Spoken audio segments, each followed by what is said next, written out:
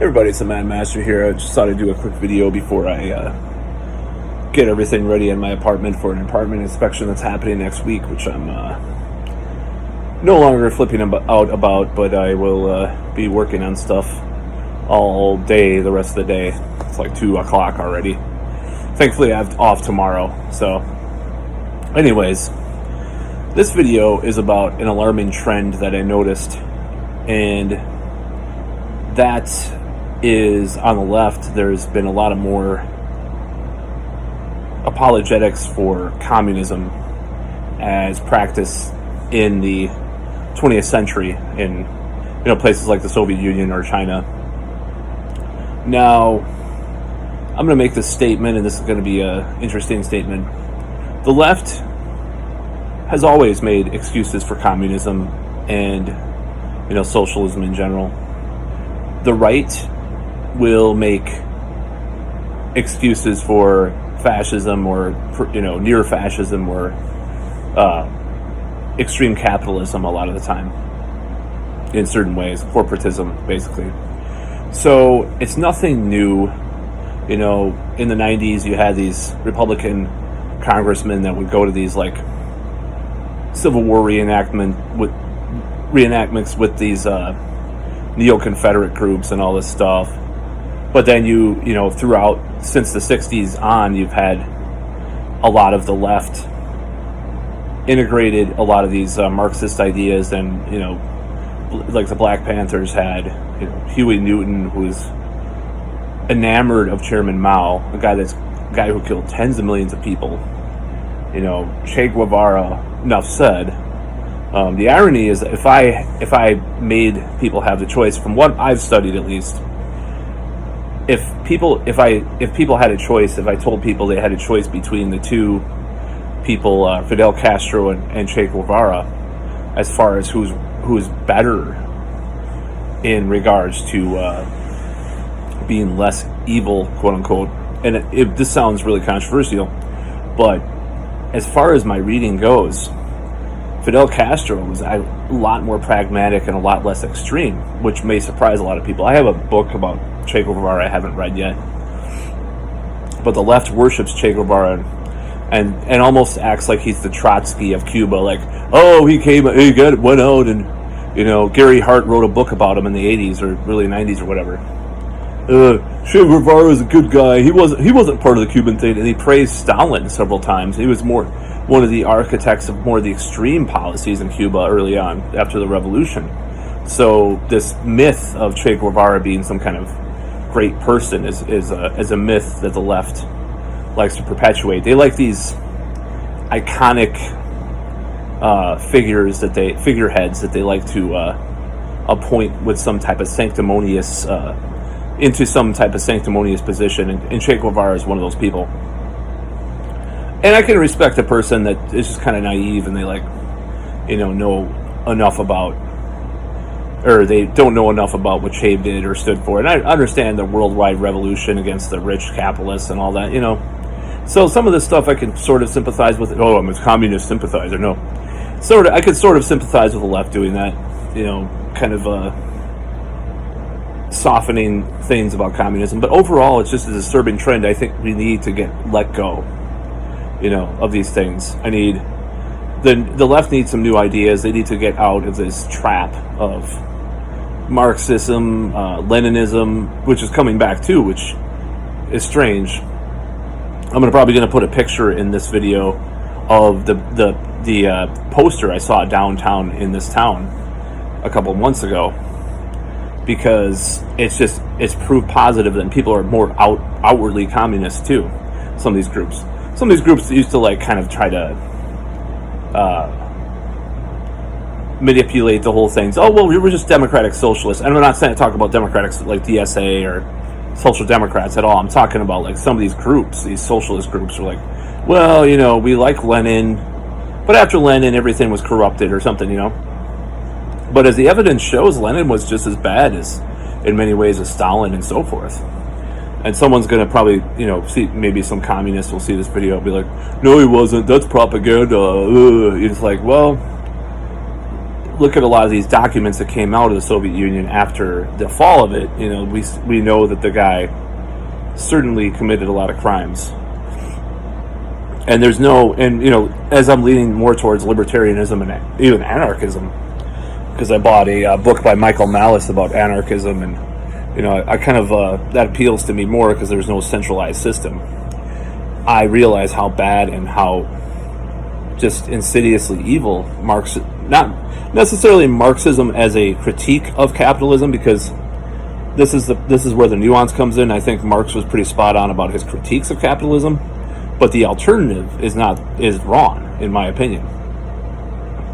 And there's nothing wrong with the workers owning the means of production if it's a voluntary thing, if it's a voluntaristic kind of thing, that's fine. Voluntarism is fine. If people want that kind of, and if they want that kind of thing, that's fine in their company. A lot of companies are cooperatives or collectives.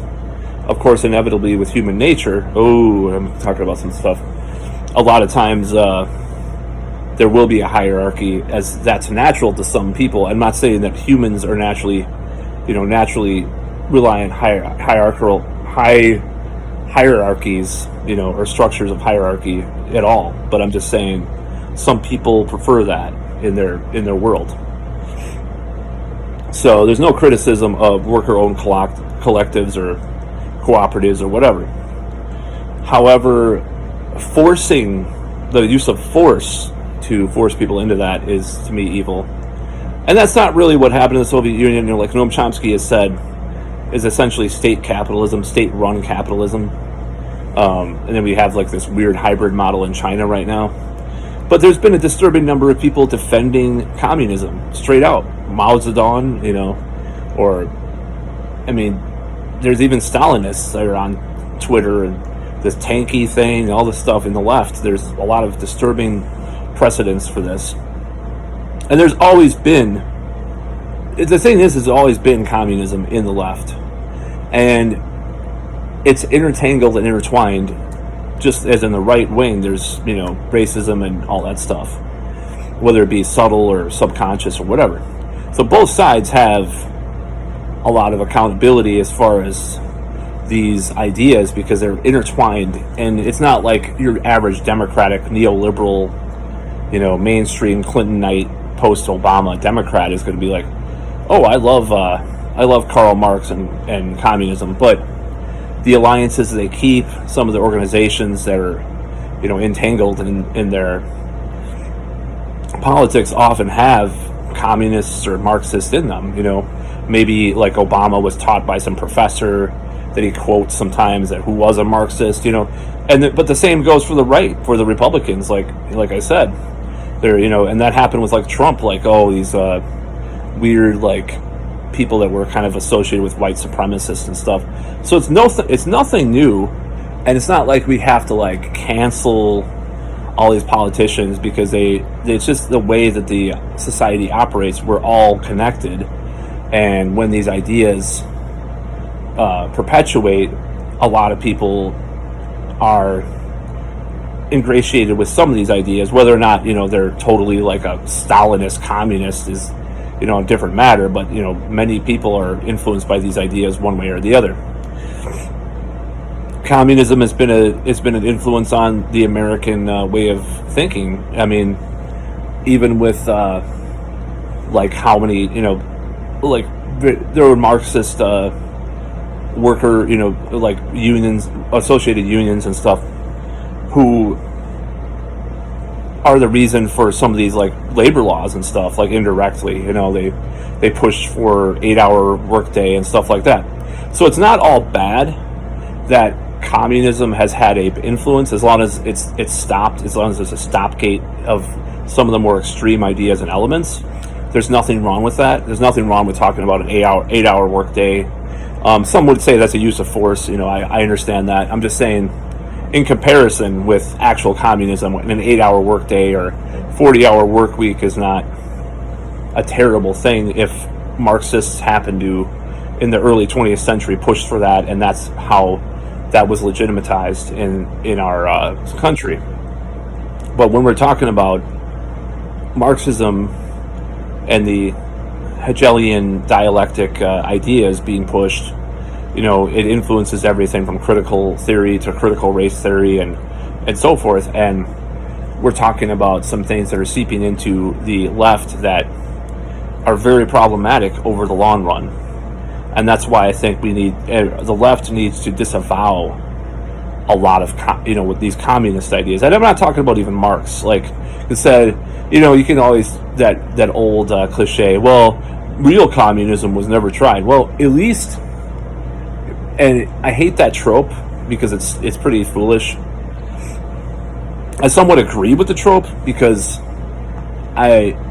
it's not about having and I don't know if it was Marx or it was Lenin who talked about a vanguard party, but I believe it was Lenin that pushed that idea more.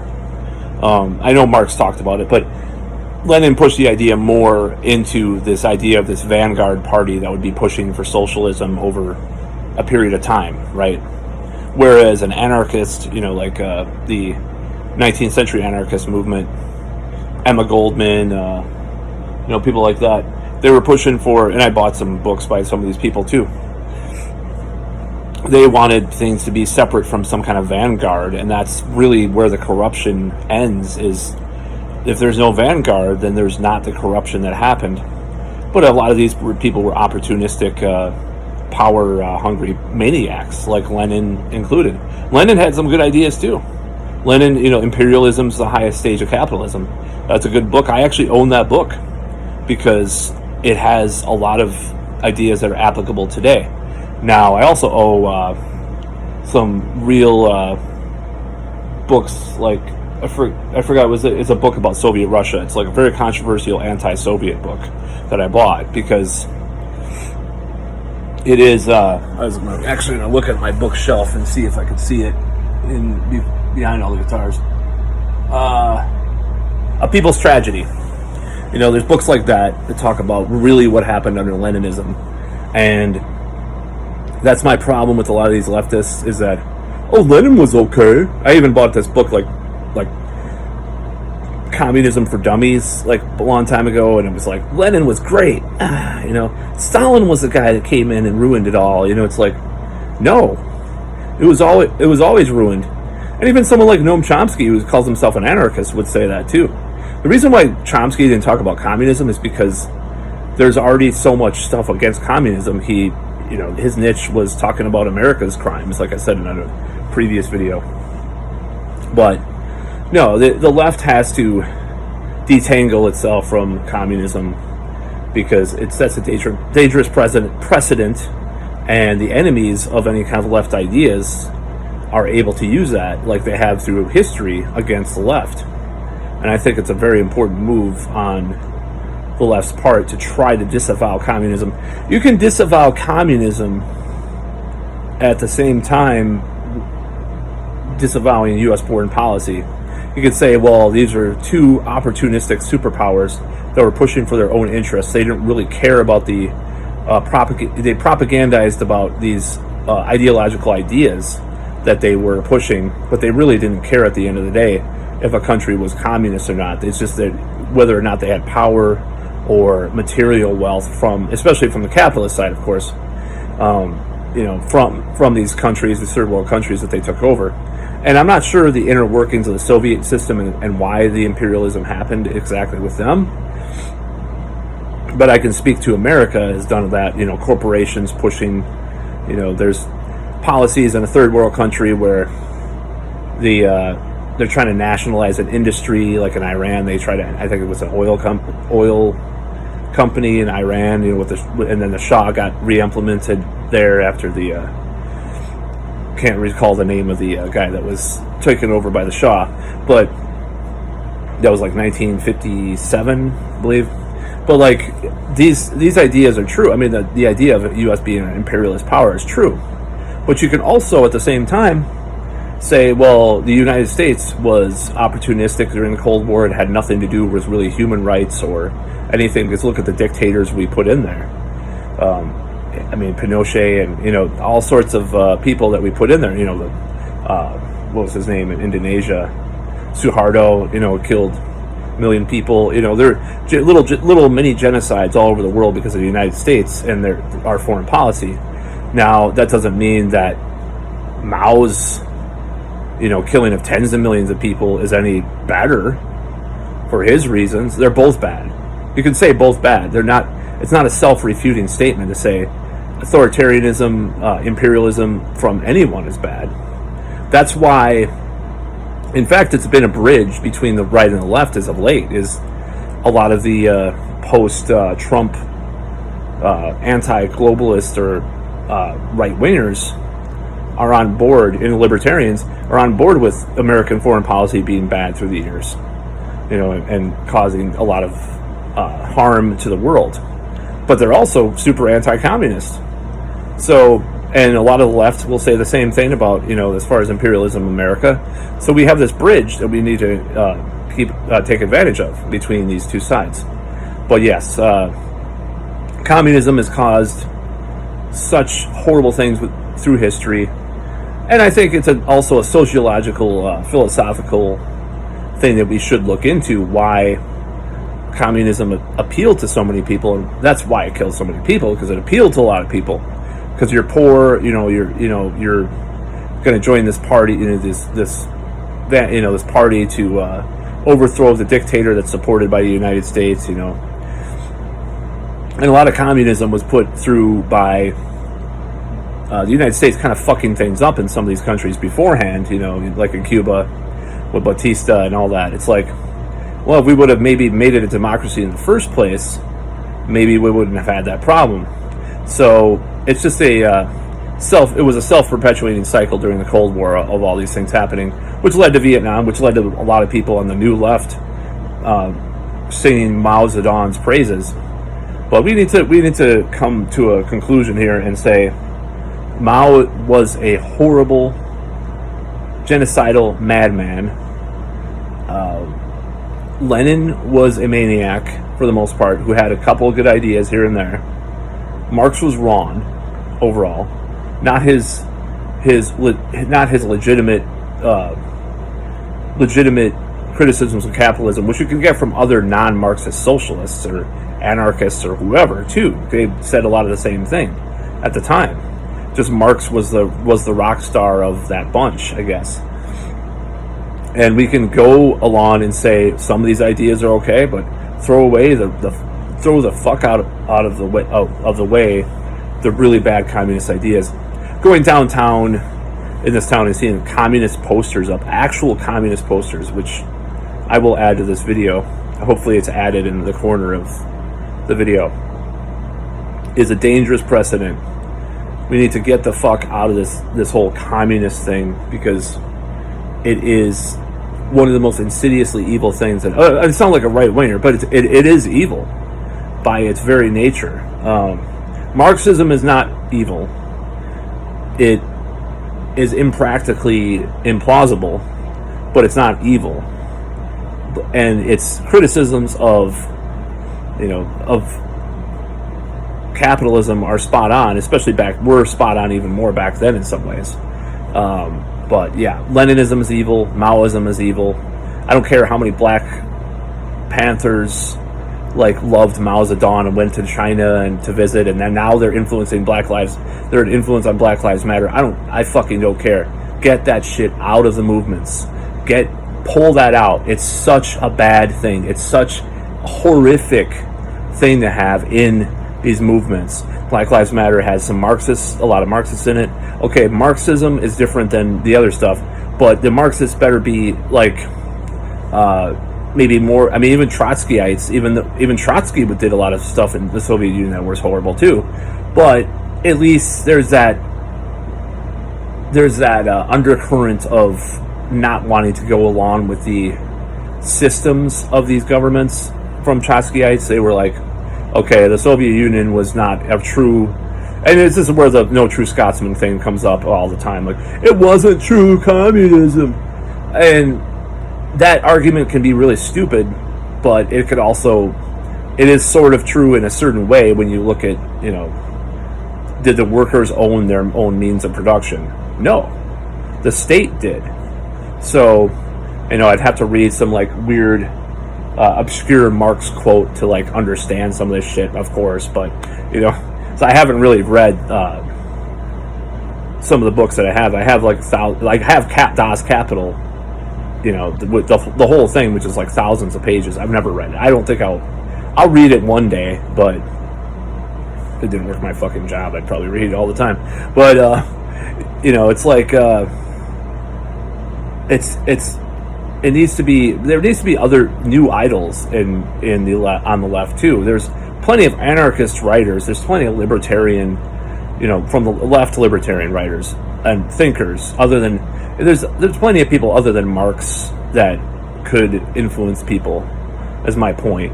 And the left needs to call from that instead of fucking Marx, who, for all intents and purposes, said a lot of crazy shit. Like, we're for the, I read the Communist Manifesto. We're for the destruction of the nuclear family. He was like a little troll. Like, he liked to troll people. Like, oh, I know that scares a lot of people reading this document. It's in the fucking Communist Manifesto, by the way. We wanted to destroy the bourgeois concept of the nuclear family. Oh my God, It's like, who gives a fuck what people want to do with their family? Like, if they want a nuclear family or if they don't, It's like that kind of shit ruins any other good ideas he had about, capitalism being exploitative and all that, And, I mean, he was a maniac too, but he didn't have any really real power as far as, like, over a country or anything like that. And ultimately, a lot of his ideas were contradictory, like Friedrich Nietzsche, people like that. They changed throughout their life. They had different opinions and stuff. But Karl Marx, that's fine if people are influenced by Karl Marx. But if they're influenced by fucking like Lenin or Mao, and sometimes Stalin, on Facebook I see these groups and there's these Stalinists on there now. It's like, I don't know if it's a meme or a joke. Probably partially is. It's like their version of the alt-right, of the Pepe thing, and the neo-Nazi sort of associated thing, that like kind of tongue-in-cheek, half a joke. But some of these people are probably pretty serious, and that needs to be stamped out. That needs to be stomped out, not by Nazis, but by the left themselves. We need to fucking stop this shit. Just stop it. It's not gonna end well with communism being cool amongst the youth nowadays. They don't remember, what it was all about over there. They don't know how bad it was for people, and it was bad, And a lot of these same people, I know, not to throw COVID into this, but I know a lot of them were probably pretty pro-lockdown, authoritarian, because that's the nature of that system. So, and anarchism and even a lot of Marxism is anti-authority, anti-establishment. But somehow, Lenin and beyond, destroyed any good things about Marxism. So maybe Marxism has to go too. My point being, and even they're down the road. Like, let's say the left did kind of not suppress, but like not be as influenced by Marxism. Down the road, you're going to have people that are there's still that strain in there. There's still a little bit of that after effect, because all these professors are Marx was so influential in all these professors that some of these professors will always have that little Marxism in them. But it needs to be stopped. Communism, fuck communism. Fuck Leninism. I watched Jackson Hinkle, and he came out as a Marxist-Leninist. I liked his videos before. I'll still watch them, but I'm just like, that's sad, dude. That's sad that you believe in this whole thing, this Marxist-Leninist thing.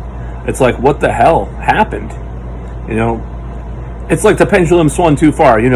Everybody was accused of being a communist at one time, and it was bad, and and all this stuff, and the stupid House of American or Un-American activities and all that stuff, and that was bad. The Cold War and Red Scare and all that was bad, right? A lot of people that were legitimately like just socialists or democratic socialists or anarchists or whatever, just a different political point of view, were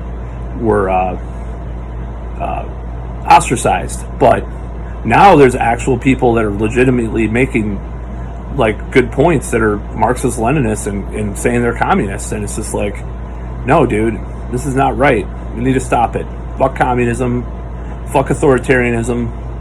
Fuck imperialism too. That's it. That's all. Peace out.